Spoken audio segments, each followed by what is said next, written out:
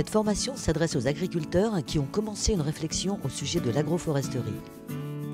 La première étape, essentielle, est une formation technique autour de la définition et des pratiques en agroforesterie. Et la deuxième, sur les plantations champêtres. La troisième étape, extrêmement concrète et pragmatique, se déroule en salle, puis est suivie par une visite d'exploitation. Et la dernière étape a pour objectif de réinvestir les acquis pour les appliquer à son projet personnel.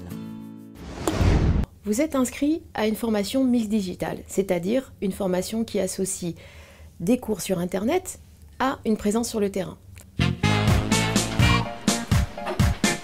Avant la formation, les stagiaires reçoivent une vidéo qui leur explique les arcanes de la plateforme. La formation a été écrite, conçue et réalisée à 4, 16, 6, 8, 10 mains. C'est un projet participatif qui fait appel à des développeurs web, à des réalisateurs, à des agronomes, à des naturalistes. L'agroforesterie est un sujet complexe. Aussi, la plateforme est-elle riche, très riche et diversifiée. Et pourtant, c'est quand même quelque chose qui est très accessible. Justement, le fait que ça soit sous format vidéo, le fait que tu aies plein de documents après. C'est comme un bon livre, hein. Une fois qu'on est dedans, ça se lit tout seul. Hein.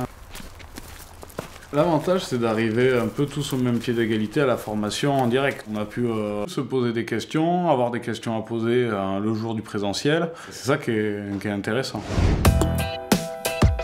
Puis vient l'étape en salle, suivie d'une visite sur une exploitation. Denis Flores a une triple casquette. Maraîcher agroforestier en bio, chercheur et formateur. L'agroécologie, l'agroforesterie, l'agriculture de conservation sont des sujets très complexes qui font appel à des multiples compétences et connaissances. Quand je suis complexe, c'est parce qu'en fait on fait du maraîchage, on fait des fruits, on fait des champignons, on fait de l'agroforesterie, on fait du sciage de bois. Je fais de l'éhoupage aussi, de l'élagage.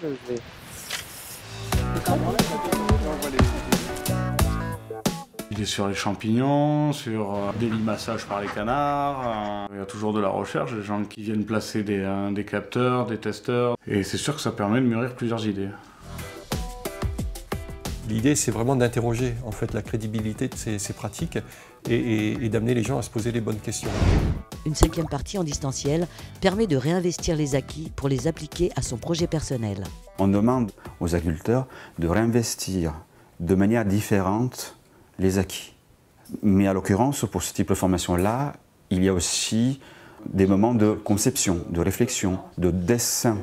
Il faut dessiner, il faut schématiser des projets agroforestiers. Et après les formations, donc on laisse ouvert la plateforme et il y a une espèce de forum où chacun, en fonction de l'état d'avancement de son projet, va commencer à échanger de l'information en disant « Tiens, moi j'ai vu un pépiniériste qui a trouvé finalement les arbres dont je parlais, là, que je cherchais. » Qu'est-ce qu'il a fait lui? Ah ouais, il a fait ça comme ça. Tiens, moi je vais rajouter un peu ça sur mon truc. Bon, moi j'ai fait ça. Ah il y en a un autre qui va profiter de ce que j'ai fait et re-regarder.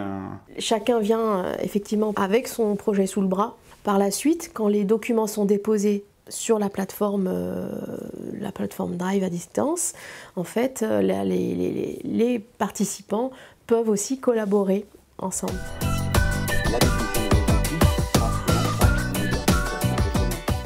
C'est intéressant parce que derrière cet outil informatique, c'est vraiment des humains qu'il y a derrière. Et lorsqu'on les rencontre en présentiel ou qu'on a des contacts avec eux par mail, on a vraiment une personne qui est intéressée et qui cherche à créer de belles choses pour les autres.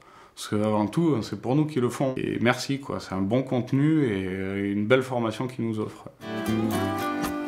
Je pense aux agriculteurs, mais je pense aussi à Vivea. Parce qu'il y a des personnes de Vivea, comme Marc et Guillon, je pense à Anne-Frédérique Jeguic, qui nous ont aidés à construire ces formations-là. Pour moi, c'est important de le signaler, que Vivea nous accompagnait sur cette partie. On n'était pas tout seul.